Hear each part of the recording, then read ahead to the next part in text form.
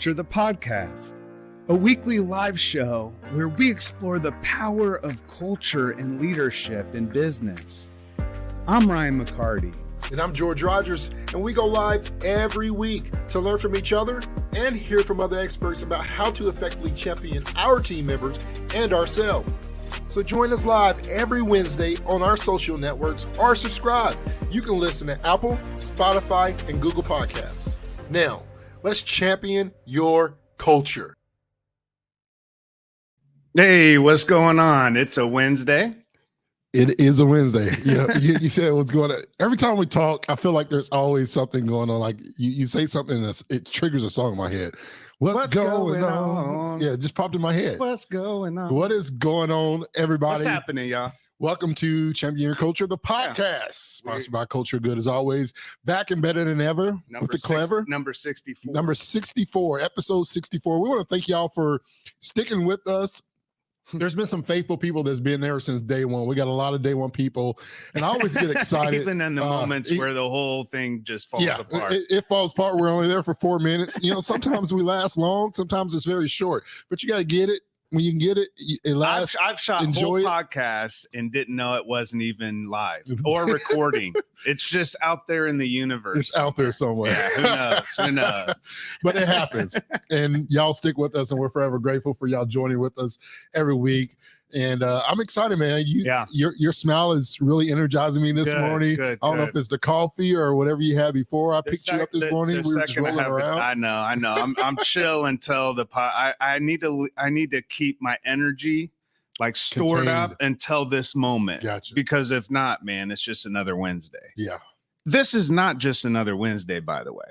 What's special? Well, we're going down to Louisville. We're going south. Zealandia, a wonderful organization that used to be in what did they used to be in?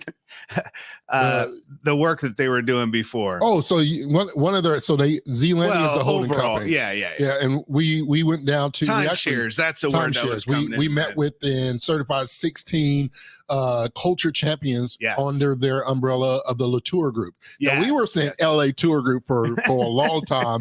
And I literally thought they were from LA. Yeah. I was like, I kept looking up LA Tours or LA Tour, and everything was like, TMZ tours, in Hollywood, stuff like that. But Latour, Latour is one of the companies underneath the Zealandia holding company. I love that word, Zealandia. And so like we were able to go. Their headquarters in Asheville, North Carolina. It was a castle building. Unbelievable. The gentleman that originally created the whole castle looking building. Yeah.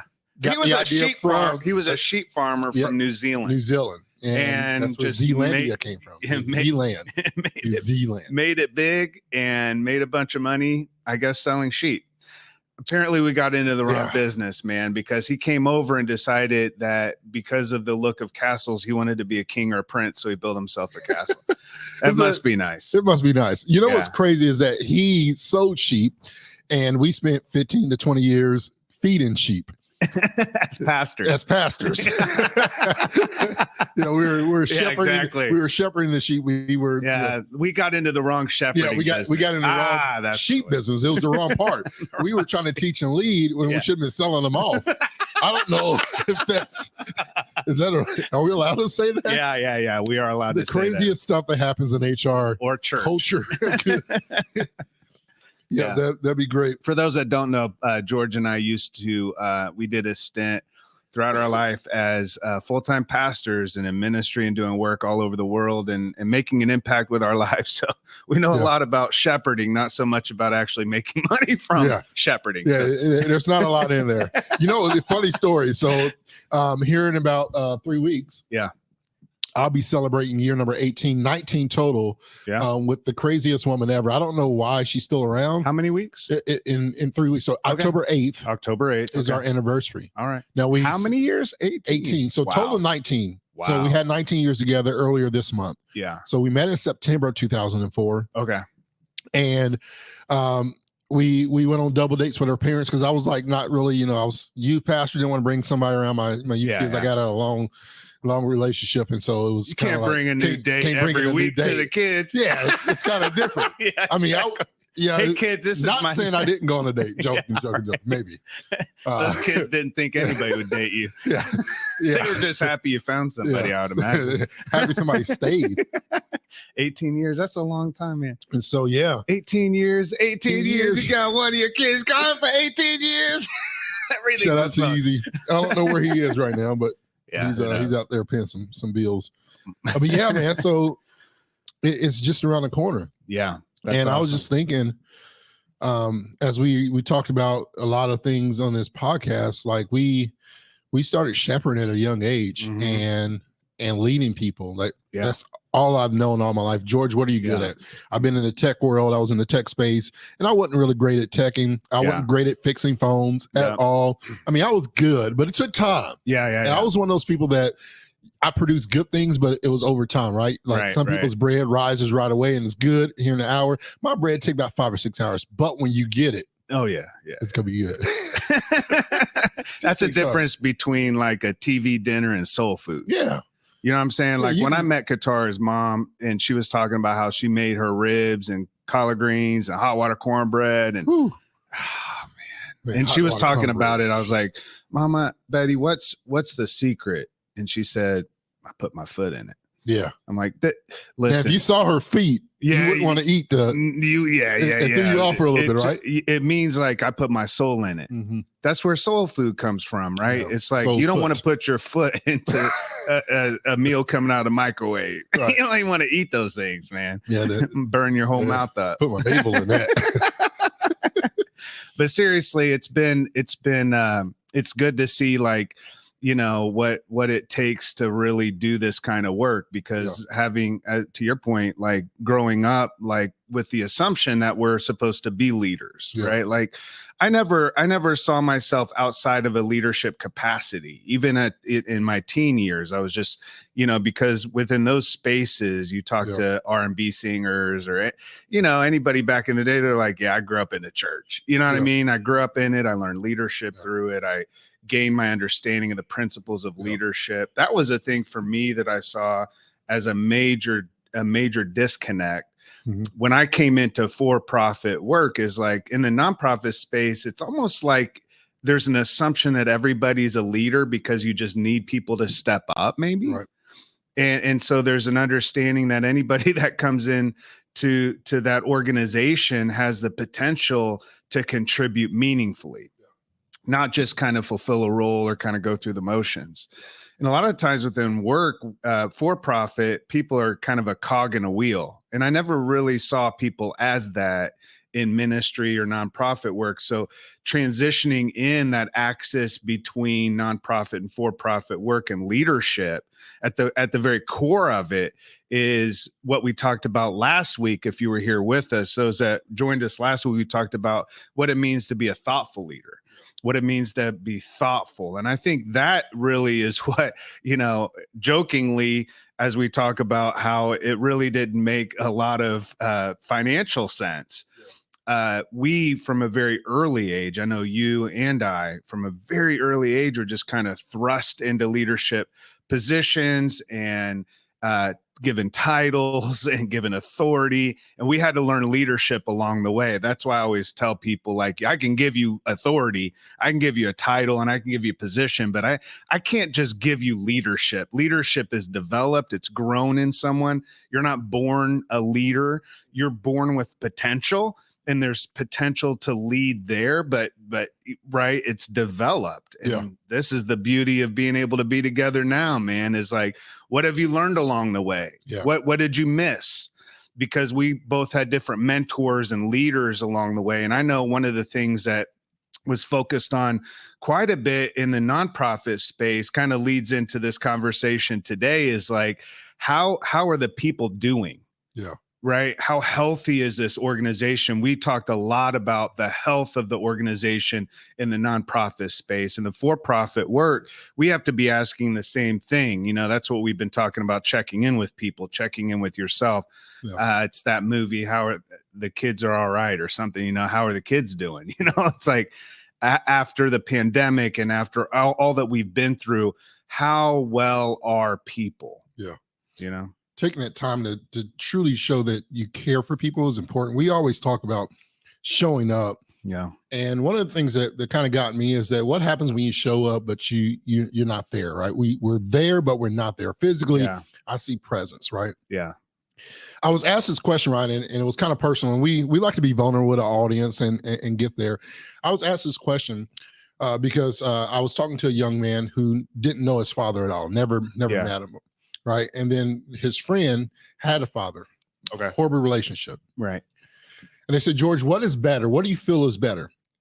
And I knew what they were talking about. Yeah, is it good to have a man in your life that's there, but whether it's physical, verbal, mental, even emotionally abusive, right? Right.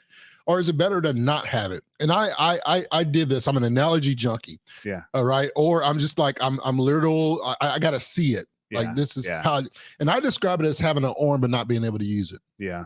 Right. I'd rather not have an arm than to have an arm that I cannot function. Right. Yeah. To have that weight, depending upon it, maybe I don't feel that weight, but I see it, but I can't use it, is more painful to me than just not to just cut it off at the shoulder. Right. Right. Because at least I know that it's not there and it's not functioning. I don't have a reminder every day of what could have been. Yeah. Right.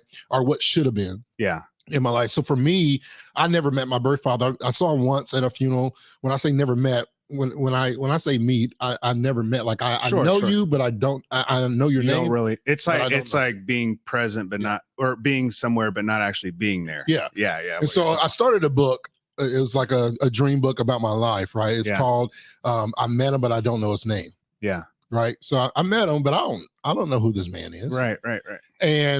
And that's kind of the sense of showing up for people, like leaderships at the time, that stress. We talk about how leaders show up and the benefit for that for employees. We talk about bad leadership, good leadership, the influence and the impact that they have. And sometimes when we talk about this simple fact, right, anxiety, we feel anxious. We're supposed to be there as leaders for people. Yeah. What happens when the leader is going through a struggle, mental health struggle, dealing with anxiety and the impact that has on the workplace? We have this mentality, and I'm saying this from experience.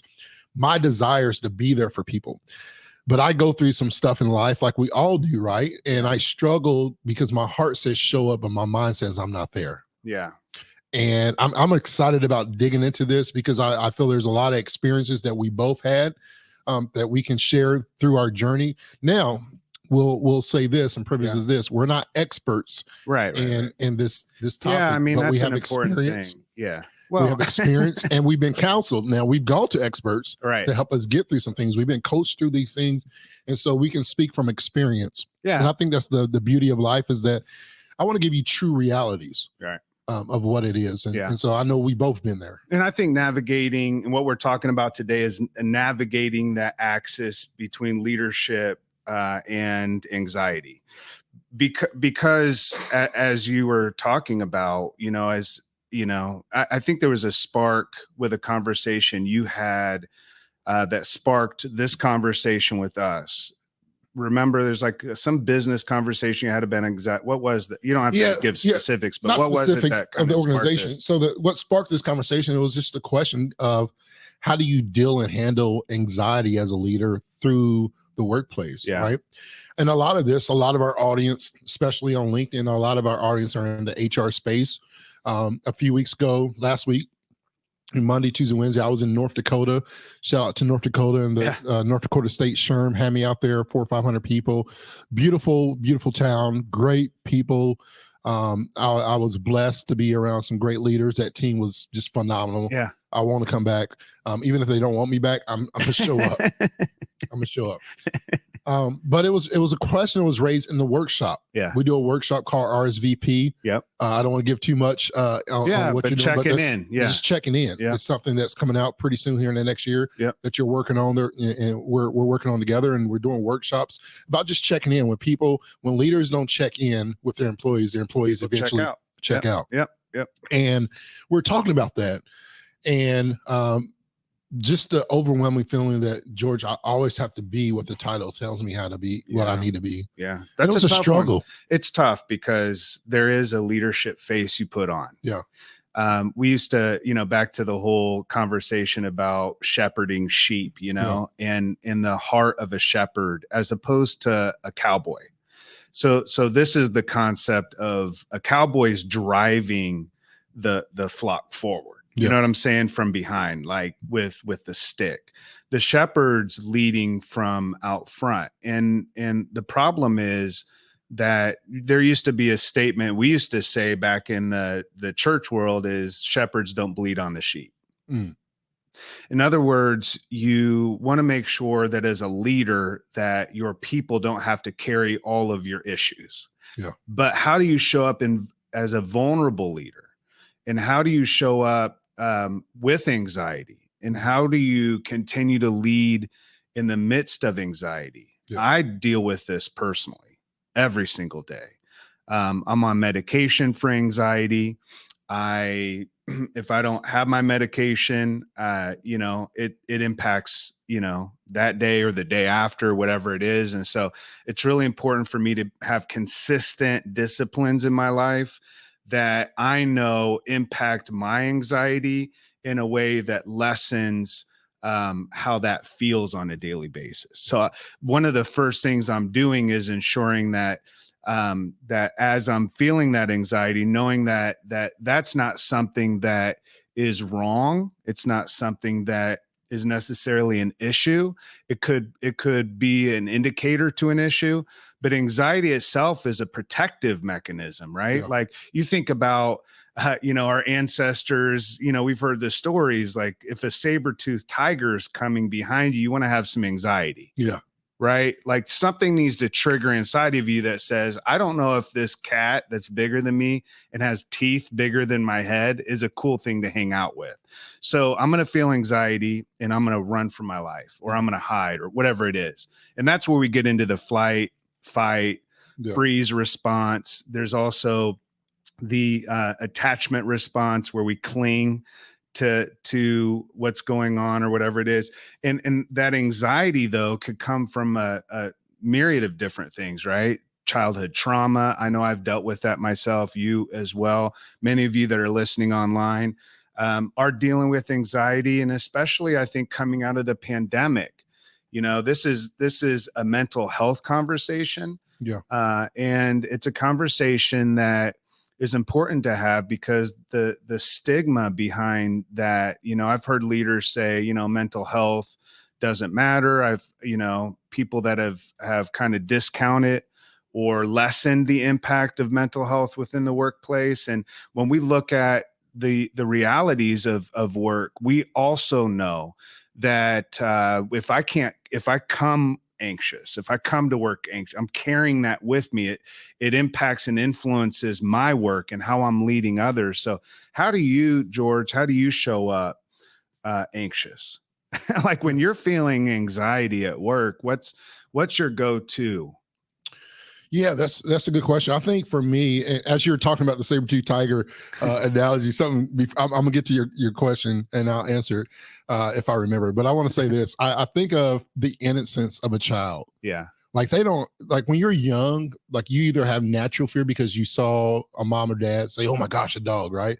I always was afraid of dogs and cats because my mom didn't like animals. Man, you brought a snake, and I'm talking maybe a worm. She a fly. You remember those days when she'll fly. Your mom's running from a worm, something's she's wrong. Probably still in Hallville right now, running down Concord Street, St. Clair and Concord, just jetting it from all the stuff we did. But as a kid, you fear what you see others people fear. And then I saw a child the other day come over to my house, and it's funny. I got a golden doodle, and she's hyper. She likes to jump on you and wave, or she makes this weird look like she's about to bite you, and she's like when she's smiling, like a pretty girl. We call it pretty girl smiling. She's just she's weird, but it's scary to some kids because they don't know. The perception is, oh my.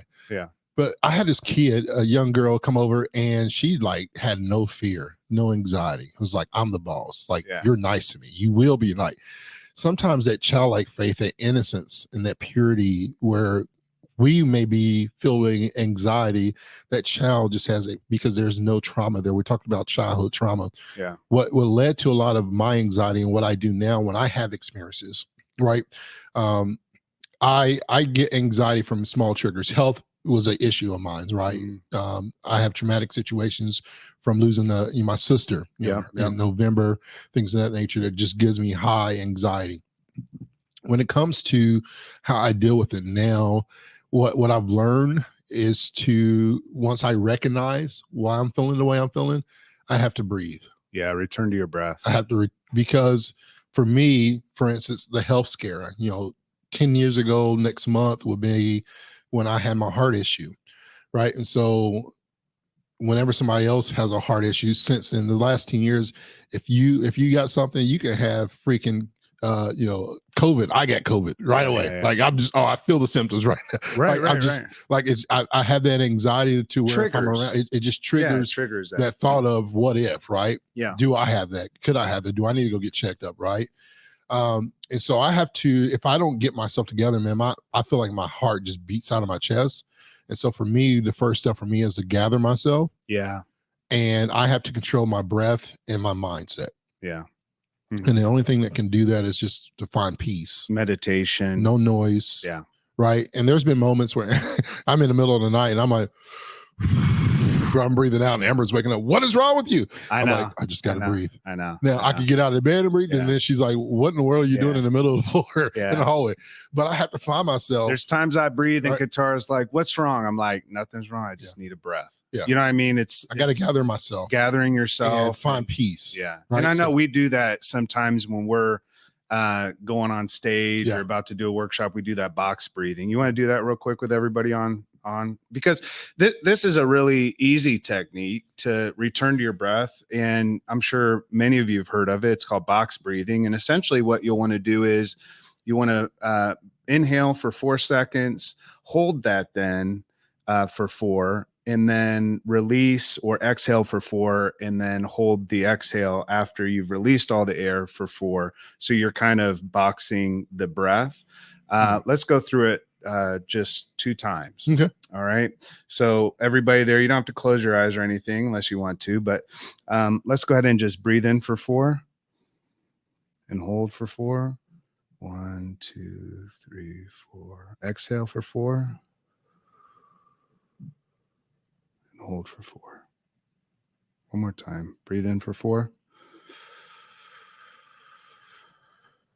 and hold for 4. 1, 2, 3, 4. Exhale for 4. Hold for 4. All right. Yeah. Yeah.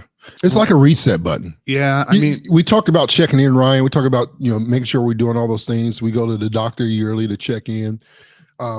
That breathing for me, like just that moment right there, I just feel peace. I feel relaxed. I feel calm. It's like a reset button. Like even in technology, you got to reset your phone every once in a while, right? Right. Even our phones, our technology, we get software updates and reset. We have so many mental updates, so many things that come in our minds from the days that we live, right? The experiences, whether it's driving, somebody frustrates you, you just pulled out of your own house in addition, and already somebody's done, ticked you off because they cut you off mentally. Like resetting and starting that box breathing, doing that 4 times, typically four times to do that. It really is a good reset for you mentally. And so for people out there, and I'm specifically talking to men because I know how stubborn we can be. Like, I ain't doing that stuff. That's just stupid. But man, when I talk about self-care, it's not just about, mani-pedis, massages, all those other things that may relax you. Right. Getting on the water, getting on the boat or whatever it may be. Those are great things, but just that simplicity of just breathing and relaxing is beautiful. I love doing that because you can do that at work. Yeah. This concept of leading through anxiety, there's a lot of reasons why to feel anxious at work. And I don't want to add anxiety to anybody that's on the podcast, but let's be real. There's a lot of uncertainty. One of the greatest concerns of employees right now is understaffing. The other is lack of clarity around change. So ambiguity, rapid changes that are happening. We hear that there's just rapid changes, and we're saying, all right, you need to check in with your people. How are people doing? Unclear expectations, or there can be just challenges, to your point. Like you get into a challenge and you're triggered a certain way. There's a lot of perceived worries about the future of work. I know there's been layoffs and people that have been let go. And when you have that happen within the workplace, that can trigger a lot of anxiety because you wonder if you're the next one on the chopping block. You know what I mean? Yeah. There's conflicts at work and with colleagues. And also as leaders, we have to realize that we're carrying a lot of weight. right? They used Yeah. to say that leadership is lonely. It's not because people don't like leaders. It's because not everybody will carry that kind of weight up that mountain. You know what I'm saying? Like there's a lot of weight because you're not only carrying your own success and failure and the weight of that, you're also carrying the success and the failure of your team. Yeah. I think it's really important to recognize that leadership at the very beginning, when we're talking about leadership, leadership is not easy. Yeah. Demanding things of people is easy. You see what I'm saying? Yeah. Delegating may not be as easy, but it's simpler. When you're leading, leadership is difficult. Being a leader, because at the very core of it, you can't lead others till you first lead yourself well. Yeah. So that's a key component, I think, to this idea of dealing with mental health, and specifically the concept and conversation around that anxiety that comes in. Yeah. It can come in like a flood. Oh, man. So it can come in a moment. And there's been a lot of times in my own life where I'd wake up in the morning and feel instant anxiety every single morning. And I attributed it to two things. And part of it is asking the question, Ryan, why are you feeling anxious? Yeah. Like, don't just feeling, but ask yourself. And sometimes you don't know the answer right away, but what I discovered is I would start to feel anxious, and I was always getting up early before the pandemic. I'd get up at like 5:30 in the morning, hit the gym. During the pandemic, I was like, I don't need to wake up at 5:30. You know, work isn't starting at 8 anyway. So I got in this mode of like sleep until 9. I would wake up totally full of anxiety, and I didn't know why. And I figured it out. 2 reasons. My mom and dad used to insist that we would have to be up, dressed, and ready for the day, even on the weekends by 9 o'clock. Before the sun. Well, we couldn't wear pajamas after 9 o'clock. Yeah. So that you hear that, Dexter? That dude, he got pajamas that look like clothes. I don't even know it. But I couldn't even. I had forgotten about that. But just doing that internal work and asking myself and meditating and saying why. You know the other reason? My gut. You know, they're finding a lot of studies between the gut brain axis, right? And how your gut health is attributed directly to anxiety, and how if we want to not rid necessarily ourselves, because we're always going to have anxious, it's a mechanism that's important for us to have, right? It's natural to feel anxious. As we said, if you have a saber-tooth tiger, or you go into like, you know, if you and I were going to go into what's the movie with all the dinosaurs? Jurassic Park. If we were going to go visit Jurassic Park, we might feel a little anxiety going because of the uncertainty and everything else. But when you're dealing with everyday stressors and everyday pressure and and the anxiety of, all right, am I doing enough, to keep my job? Am I doing enough for my team to be successful? We've got all of this, plus I've got the anxiety of maybe financial stressors at home or a family member that's sick, to your point, right? So we've got home life. We're supposed to check all of our life at the door, come to work, be a strong leader, show up, lead our teams.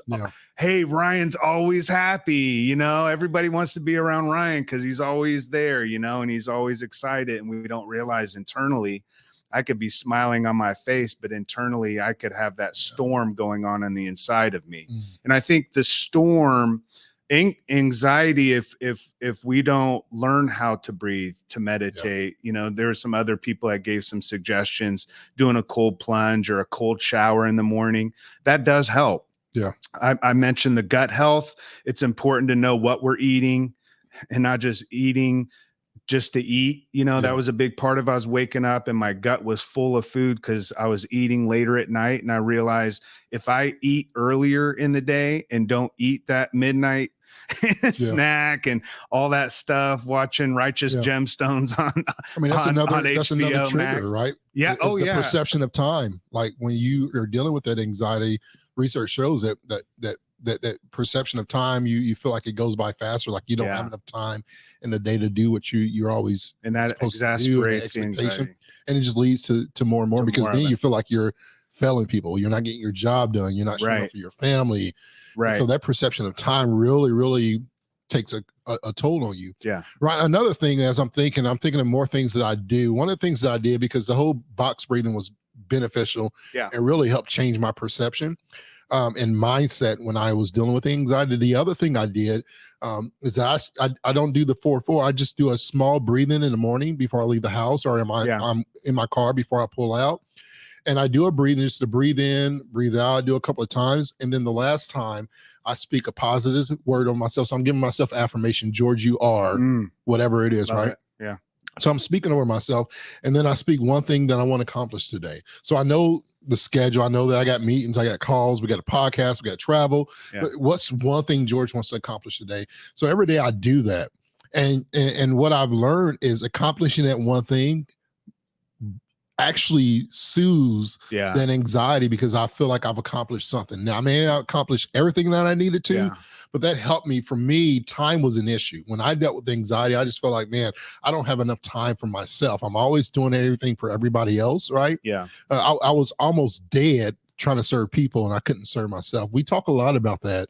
And I want you to speak on it, because I feel like when I hear it from you, it impacts me. And I want people to understand the importance of self-care. Yeah. And how that helps you deal with anxiety as well. Like, it's important to not just lead people, George, right? This is something you always telling me in the beginning of 2019. You reminded me how important it is to stop trying to lead everybody else. Lead yourself, care for yourself. Yeah. And you put me on a 12-week path, and I loved it. And it was so impactful to me. Can you share a little bit about the importance of self-care and how that can tie into anxiety as well? Because I think the people could benefit from that as well. On leading yourself. Well, the reality is every leader needs a leader. To your point earlier, if you're a leader, you're carrying a lot of the weight of your team. Yeah. Who's helping you carry your weight? So a part of self-care is reaching out to others, right? So self-care isn't just doing everything for yourself, but it is ensuring that you have everything that you need. So self-care starts with self-awareness. You have to be self-aware. You have to know yourself really well to lead yourself well. In other words, if I know you kind of, George, I kind of can lead you. Yeah. Right. If I kind of know your personality, kind of know what makes you tick, kind of know what gives you anxiety, kind of know what brings you life and joy, what's a fresh breath of air to you, and what's going to feel too much for you, I can lead you better because I know you well. Yeah. The problem is we've not spent enough time with ourselves. We're spending time with us, but we're not actually there. Yeah. To your point. In other words, I can be with you, George, in a car, and we can be together and not actually be present together. You see what I'm saying? Yeah. Have you ever ridden in a car and after about an hour, you realized you did the whole trip and you don't even know where you've been the whole time? Yeah. You know what I'm saying? And life becomes that. Life becomes this, rather than a series of choices that we begin to say, this is how I'm going to lead my life moving forward. Yeah. Life becomes just a response to whatever happens to us. It's almost like we're in like neutral mode. We're just going through life. We're dealing with childhood trauma. We're pushing that off. We're trying to bury it. It's impacting all of our relationships, all of our work. We're not dealing with it. We're not spending time with us. And I think self-care starts with that self-awareness. It starts with saying, Ryan, who are you? Yeah. What do you really want? Where are you going? And who do you want to be when you get there? Yeah. How are you living intentionally, in other words? Yeah. It's very much similar to culture. Yeah. Culture's, we can define it, but it's also very mystical and kind of otherworldly. Yeah. So is your life. Mm-hmm. When you think about, are you alive? Or are you living? You know what I'm saying? Are you just breathing or are you breathing? Yeah. Are breaths coming in and out, or are you intentionally breathing? In other words, when you breathe intentionally, it does something different. When you lead yourself intentionally, it's different than just simply making decisions and choices and going through the motions of life. Yeah. And we can get into that, just going through the motions and kind of like locking in and doing our everyday and forgetting ourselves in the process, forgetting ourselves in the work, losing ourselves. As a matter of fact, I think sometimes we simply don't want to spend time with ourselves. So we fill our life with people and with things, and we're busy. Absolutely. And so it's really important to take a moment. And this is a good podcast to say, all right, a lot of our listeners maybe have been dealing with anxiety and don't know why. Well, start by asking yourself, and then also looking at your past and what are those triggers? What are the things? And for me, it took sitting down with a professional and having an opportunity to walk through the unpacking of some of that stuff. Because sometimes self-care isn't just breathing for yourself, or sometimes self-care is going to a therapist. Yeah. Self-care is reaching out to a friend or someone who is a little more knowledgeable than you or deals with anxiety as well. Listen, not all of us know how to do this very well. Yeah. It's not that I've got it figured out and I don't deal with anxiety anymore. Yeah. It's the difference between me dealing with anxiety and anxiety dealing with me. Yeah. Are you allowing anxiety to control and deal with you? Like, in other words, is it a visitor that comes in, unpacks its bags, and gets to spend as much time as it wants in your life? I heard a really good quote that said, if something's out of my hands, I shouldn't give it any space to stay in my mind. Yeah, that's good. Yeah, it was something like that. It's paraphrased. It's they the said it better, difference but it's like, I can't do anything about this. So why am I allowing it to, and part of it's not why am I allowing it? Part of it is anxiety follows pathways. So in order for your brain to work, your brain follows pathways, right? Your thinking, your consciousness, the way that your personality, the way that you remember things, your childhood trauma, all of that follows pathways. If your anxiety follows the same pathways and it doesn't have an exit to be able to get off on, then what happens, that anxiety stays in rotation. What is really powerful is now we know that your brain has there's neuroplasticity, right? So your brain it's not just there, and as your fingernails grow, those neural pathways in your brain can grow. You know what I'm saying? What'd your mom tell you to drink to have strong fingernails? Yeah, it's milk. Milk, right? Yeah. And why? Because the calcium in it made your fingernails strong, and it made your, when you were younger, you'd start drinking milk, you start seeing your fingernails grow longer. You're like, oh shit. It's that way, right? It's like your body's still growing. You can still. You brought it up earlier. We're programmed a certain way to respond a certain way. Yeah. It's almost like robotic. And when we can become human again is when we rehumanize ourselves, and we say, all right, what is it that I need to in my life, and how do I begin to create new pathways so that anxiety, when it's trying to get onto that roadway in my mind, it's met with an affirmation, right? It's met with that counseling session. It's met with that cold plunge. It's met with, what I'm saying? It's met with those opportunities that we intentionally, it's met with that box breathing. Yeah. I think it's more like, let's live intentionally and not just allow whatever's going on inside of us to have control. Yeah, it's that. So we talked about some things you mentioned a lot, and I just want to kind of point out some things. If you are leading through anxiety, or somebody that's going through anxiety, some things that stuck out so far. Number one, self-awareness. Yeah. Right. Being self-aware, recognizing, acknowledging your own anxieties. And if you're leading somebody who's dealing with that, help them understand what it is. Sometimes it's impossible to really find a solution if you don't know the issue, right? Right. If you are not really exposing, it's like the first step to realizing your problem is admitting you got a problem, right? Yeah. The first step to getting through those things is acknowledging the situation for what it is and not trying to put it off. Yeah. A lot of times we try to put it off and not acknowledge the realities that we're facing. Yeah. You got to be self-aware. The other thing, we always talk about communication. Communication is a part of everything, but the key word that I heard from you without you saying it is transparency, right? George, be transparent with what you're dealing with and with yourself. Yeah, you got to be real with yourself. You got to be able to communicate. And I know it sounds crazy. As a young kid and teenager, I was like, man, are you talking? We always used to clown people. You talking to yourself, bro? Yeah. But it's important as you get older, you realize sometimes you got to speak over yourself. There was an old gospel song my grandma always speak over yourself, right? Yeah. It's important to speak life. The reason why I have that breathing session in my house or in the car before I leave where I'm at, I want to be the first person that speaks life, right? Because if I don't know what's about to come my way, if somebody cusses me out, I don't want that to be the first word that goes through my mind. Right. I want to speak life to myself. So communicating those things. Another thing that I felt from you as you were talking was empathy. Yeah. Empathetic. When you talk about leading yourself, Ryan, and we talk about this a lot, leadership begins with self-leadership. Yeah. Right. The sum of our life is how well we lead ourselves, not others. Yeah. I can't lead Ryan to the mountaintop if I don't lead myself first. So in those same way I show you love, grace, and trust, I must show that for myself. Yeah. The same way I show empathy for others, I must show myself. You know how long it took me to show empathy for myself? I know, man. I was about to bring that up. I'm glad you brought it up because I was in my 30s before I realized that I got to be empathetic with myself. Yeah, it's a self-grace, man. Yeah. Well, I mean, we do it for everybody else, but we don't take the time. I get down on myself when I'm anxious. Yeah.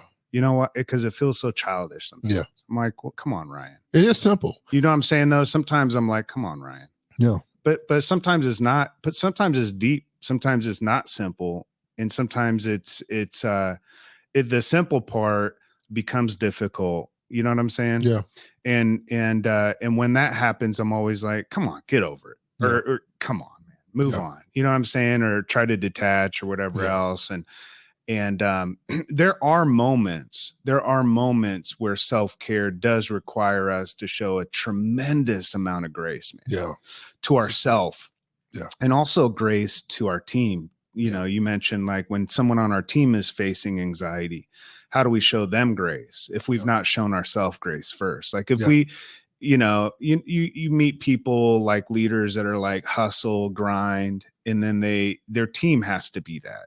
Yeah. You know what I'm saying? Why? Because how you lead yourself is how you lead others. Right. That's just the reality of it. And so if you're not showing yourself grace, you can think you're giving people grace, but you're not. Yeah. You're not really showing people grace. You're not really loving people. Yeah. Like, do you really, really love you? And I think when we love ourselves, we have to love ourselves. I just want to add this to that point.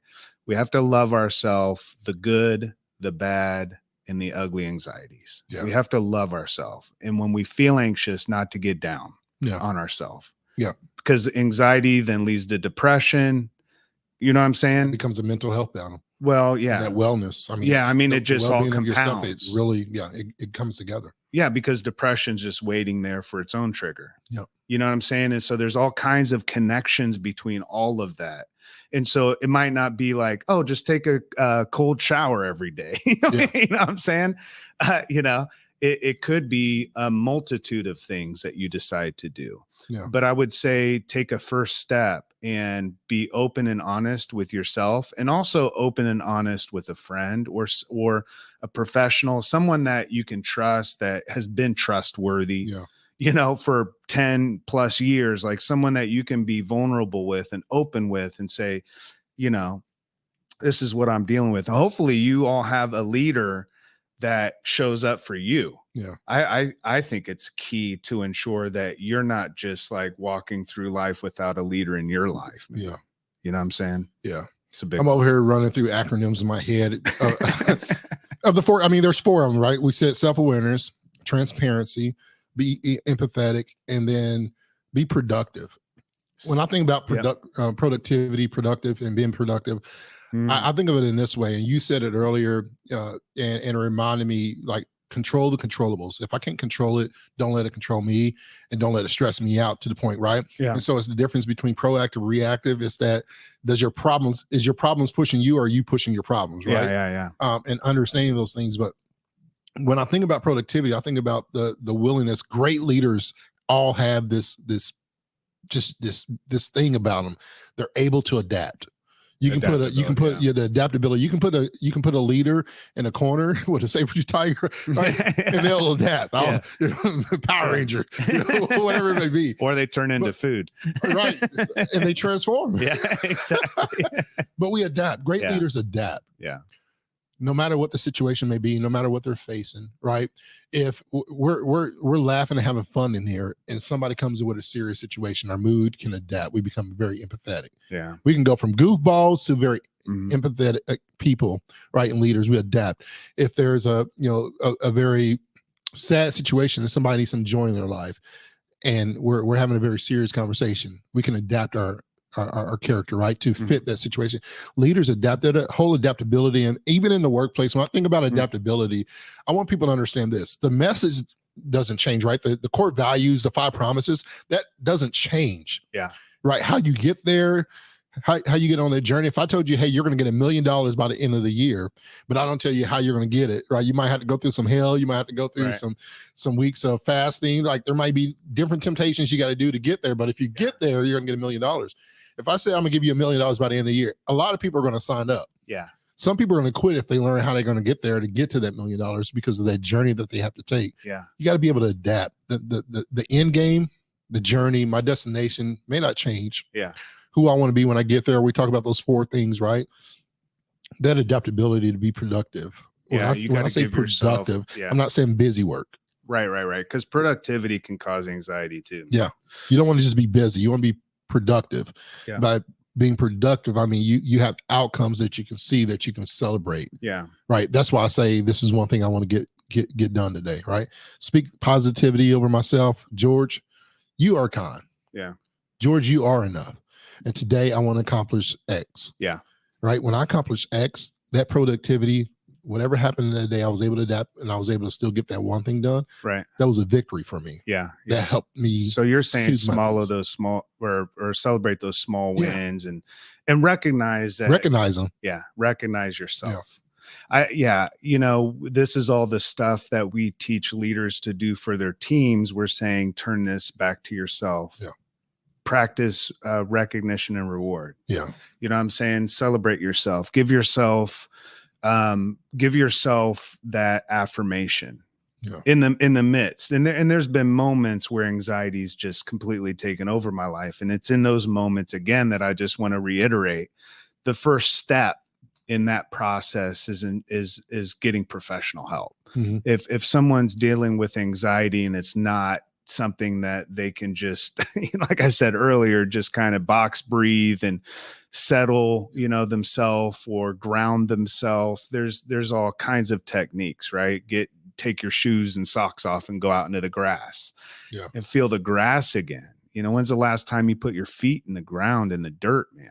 Yeah. So there's all kinds of stuff, but some of those feel more like techniques, and those are good. And those are things that we can implement. But if I just want to mention this, as George said at the beginning of the podcast, if you're facing anxiety where it's overwhelming, I mean, overwhelming to the point where you've tried intentionally to do what you can and still can't.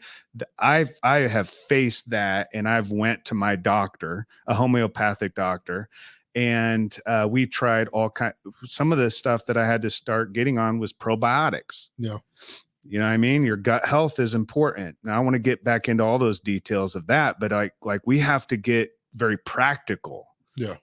That's what I'm thinking about is like, how are you practical about this? Because there's a lot of emotion and things that are tied to that anxiety, but what are some practical, like how can you practically face anxiety? How can you practically go in, lead even when you're facing anxiety? And maybe you don't, maybe you rest, maybe you take that day off, maybe you need a mental health break for that day and you call in and say, I need a day. Yeah. Like you need to, but again, if you don't know what you need, if you don't know yourself, it goes back to that, man. And so you have to start from a place. I know I do. I have to start from a place where I'm like, okay, Ryan, if I'm feeling a lot of anxiety and I'm having those rushes more and more, it's an indicator to me that I need to spend more time with myself. Yeah. I mean, it really is. It really is. And it's also an indicator to me that I need to not drink that pitcher of beer the night before or whatever it is, you know what I'm saying? Because whatever's in my gut health is impacting, and it really does the next day. I feel it. I really do feel it. So anyway, that's me, man. That's me. That's awesome. I'm interested for those who are watching, if you would in the chat, whatever platform you're on, how do you deal with anxiety? when you're going through it, especially at work. Yeah. I believe, and I'll shout out to a lot of organizations and companies. Shout out to all the HR leaders and managers making it happen. But more than ever, we are seeing a lot of growth and attention and spotlight put on the importance of employees' well-being, Yeah. and mental health. Yeah. I know this is Suicide Awareness Month and the mental health and things of nature. And I just want to acknowledge those leaders that are out there, especially those who are following us and a part of the Champion Your Culture podcast network. We salute you. We celebrate you. Round of applause for bringing this awareness, making this normal. Like, this is normal. It's okay, right? Yeah. It happens. We're just acknowledging it. Like, the mental health has always been a thing. We just didn't know what to label it. Right. Some people call it soft. Some people call it you're not made from the. I've heard you're not cut from the same cloth as a general. Like, the reality is, maybe I'm not cut from the same cloth, and I'm okay with that. That's probably a good thing. Yeah. Some of those old claws need to be thrown away. There's some good things that we can keep from the past, but the reality is that I grew up not acknowledging. I grew up as a man. You don't show emotion. Right. First thing I remember my mom and my aunts and uncles telling me when I was crying, whether I was getting beat or I lost a fight or I was in a fight, was, we don't cry. Yeah. Yeah. And it taught me not to acknowledge my emotion. Yeah.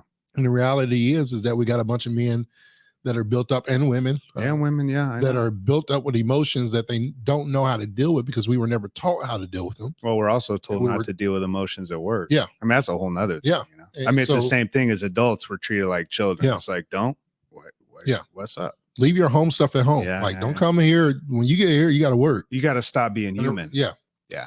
And so, and you said this, man, and ever since I've heard you say this, you were speaking, we were doing a workshop. You can't separate life and work. It's life. Yeah. Right. There's no separate. There's no. I used to be, and I'm sorry to all my Genius Phone Repair employees. Sorry for everybody that I said, hey, leave this stuff at the threshold. We always used to don't bring your life in here. Yeah. And I didn't really mean it because I cared about my team. I loved on them. But we were always taught to leave that at the door. The reality is you can't leave that at the door. It's who you are. Yeah. It's who you are. But I do want to say great job to those organizations that are out there. Yeah. Leaders that are out there that are saying, you know what, you are who you are. We recognize that and we're here for you. We care for you. We're going to acknowledge this. And ultimately, a better you makes a better member of this company, and a better member of this company makes the company even better, right? So when we have good people that are doing well, feeling well, showing up well, the company profit is going to be well. Yeah. Yeah. I love it, man. And normalizing this is important because all of us, including leaders, face anxiety. Yeah. I mean, there's as much as there's no separation between life and work, there's no separation between anxiety and the leader. No. Leadership is going to have uncertainties. It's going to have the realities of the stressors and the weight of what it means to be a leader. And I think the key is, as you were talking about, the self-awareness, ensuring that you're doing what needs to be done for you to be productive for your own self and your own self-care. And then lastly, I just want to encourage everyone, get a spotter, man. When we go into the gym, and I put that weight on that bench, and I know there's a lot of weight that I'm going to be lifting. I always look for a spotter first, man. Yeah. I never go into lifting heavy weight without a spotter. That's how you get injured. Yeah. So, I appreciate you, George, being a spotter. You know what I'm saying? And there's times where we breathe together. There's times that you check in on me, and there's times that I can talk about my anxiety and what I'm facing, and just find your spotter. You know what I'm saying? Find the person that as you're leading and the weight, you're going to carry heavier weight that day. Find your spotter. That's important. Yeah. That's so good. Yeah. If you don't have a spotter, reach out to one, reach out to somebody that you feel like they can help you deal with the weight. I think we'd be surprised if we look around. There are people in our lives that do care about us. Yeah. And sometimes it's just recognizing that and being open to saying, hey, I don't have everything together and I need some help. Yeah. And reaching out for help is not a sign of weakness. It's a sign of strength. Yeah. Yeah. Yeah. Yeah. Think about it, man. That's important. Yeah. I mean, if the weight's too big, it's stupid not to have a spotter, man. Yeah. It's dumb. Yeah. It just doesn't make any sense not to ask somebody for help. Don't waste the time. Yeah, exactly. Wait on you. Yeah. When I got up to 3 plates at 3:15, and then there would, I'll end with this. I was working out with a guy that was like 70 years old, man. And he would put 450 pounds on the bench, 450. But he would have 2 guys on either side of the weight, but he wanted me to feel the weight. Yeah. Anyway, once you feel that weight, you just have to make sure you're not feeling weight that if the weight is too great, then you reach out for help. Yeah. And don't wait until it's too late, man. Don't wait until the weight is too great. Yeah, that's good. I thought you were going to come out with a song like, nah. Oh my God. As we talk about this subject, it's a serious subject to us, and it matters to us. We want to encourage everybody to, if you are, as Ryan said, dealing with anxiety, especially while you're leading, or you got employees or team members that are dealing with anxiety, help them with the weight before it gets too great. Yeah. Because if it gets too great, then it may be too late. Yeah. I mean, that's it, and that's why we're checking in with people. Yeah, making always sure check in. Okay. Yeah. Always check in. Appreciate you, Ryan, man. I love you, man. I'm excited. We're about to get on the road to Louisville and hang out with some great leaders of the Zealandia Holding Company, doing a keynote and a workshop together. Yeah. So we're excited about that. We want to thank everybody for watching and listening to us today on Champion Your Culture, the podcast, sponsored by Culture Good. Until next time, ladies and gentlemen. We love you. We'll see you back next week on Champion Your Culture. Hi, friends. Thanks for joining us on Champion Your Culture podcast today. We're so excited that you're here and want to invite you to connect with us. You can watch the show weekly on Facebook, Twitter, Instagram, YouTube, or LinkedIn, and listen anywhere you get podcasts. Subscribe today to get new relevant content each week on how to champion yourself and your team. Thanks again for listening to Champion Your Culture.